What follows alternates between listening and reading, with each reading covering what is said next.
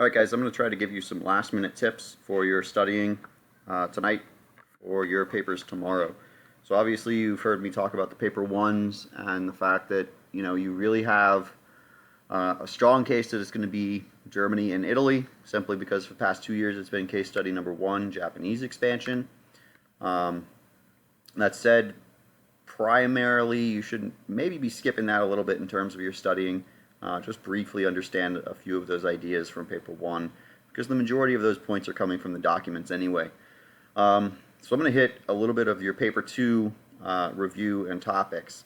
And so I've been saying this over and over again. I just want to reiterate. We can see a question from 2017. The conditions in which authoritarian states emerged were mainly determined by economic factors discussed with reference to 2 authoritarian states. Now, it doesn't say from a different region, but the next question does. It says, compare and contrast the methods used to maintain power in 2 authoritarian states, each chosen from a different region or each from a different region. And so that needs to be a Hitler and Mao or a Stalin and Mao to answer number 20. Number 19 gives you free reign. I want to come back to number 19, and this is talking about conditions of the emergence of the state.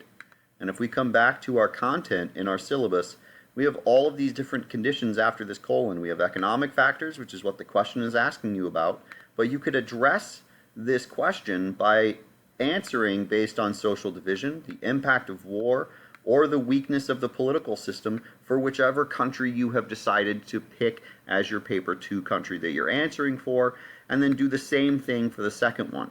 I'm not saying that you need to ignore or that you can ignore economic factors, but you should be able to answer that question in regards to any 4 of these for each of those countries, or for those 2 countries that you were answering based on. Now that next question is very similar in that regards. It's compare and contrast the methods used to maintain power in 2 authoritarian states. And so we come back to our topic 2 for our content, topic 10, is the consolidation and maintenance of power. The use of legal methods is one of the ways in which states maintain powers. The use of force is one of the ways in which a state maintained power. Charismatic leadership, whether it was manufactured or real and authentic, was a way in which to maintain power. Disseminating propaganda was a way of maintaining power. The nature, extent, and treatment of opposition was also a way to maintain power, and the successes of or failures of foreign policy could help maintain power or could lead to a collapse in power. And so when you see a question that is based on maintenance of power, and it is very broad and vague like that, you have the freedom to answer from any of these topics in topic 2, consolidation and maintenance of power. Let's go to 2018, right? Compare and contrast the importance of propaganda to the emergence of 2 authoritarian states. And so if we come to the emergence of the state and the methods used to lead to the emergence, we could have answered in terms of propaganda, we could answer in terms of the use of force, we could answer in terms of ideology, the role of the leader, or in persuasion and coercion, whichever one we feel most comfortable with. That second question, the domestic policies of authoritarian states rarely benefited women. Now that's much more specific, right? I can't really come in here and discuss something outside of women for this topic. I have to discuss women for that topic. I can't talk about aims of economic, political, and cultural social policies, right, unless I'm talking about those social policies and how they impacted women. But what I can do is I can talk about it in terms of, right, did they actually benefit women? Were there beneficial policies in the Soviet Union or in China or in Nazi Germany that led to women having a change in their roles and a change in their status that led to a benefit for them? Or am I only addressing it solely as an agreement position, right? But most of these, there's 3 out of 4 questions the past 4 years that we can address kind of using what we feel most comfortable with in these first 2 topics. Maybe not so much in this third topic, as it's a little bit more cut and dry and clear case on what you need to answer. So that's for our authoritarian states. Let me hit the Cold War really quickly.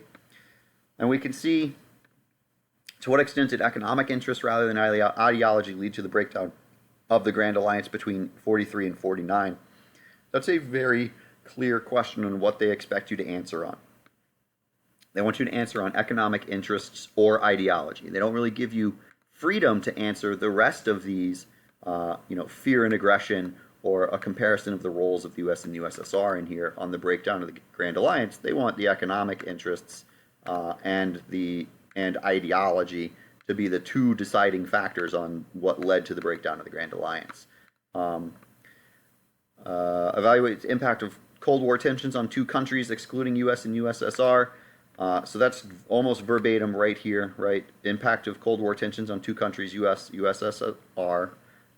So many S's there, right? Let's go to 2018. Ideology is the main factor in the emergence of superpower rivalry from 43 to 49. Again, that's just a rephrasing of this question from the previous year, right? So I don't think they're going to ask you about the breakdown of the Grand Alliance or the emergence of superpower rivalry from these two periods, because they've just asked two in a row from that time period. And then they've taken their second question from that other set of bullets. Compare and contrast the causes of two Cold War crises, each from a different region. And again, Cold Wars, crisis, each from a different region. And again, that first bullet up here. So my guess is we've had impact on two countries, Cold War crises, and you note the trend here. The first question is coming from this first set of topics, and the second question has come from this second set of topics, topic 2 or topic 3.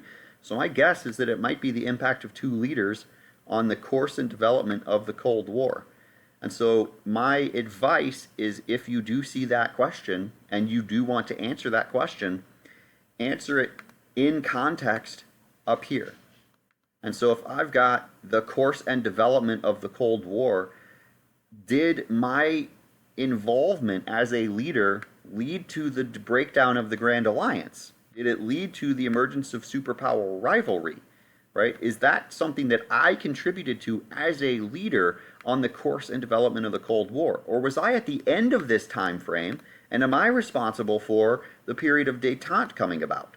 Right? Is my contribution something that existed as something that added to the easing of tensions, peaceful coexistence, right? This elimination of nuclear arms, and the idea or the principles that we would go to war. I hope you don't hear my rice cooker in the background. You might, though.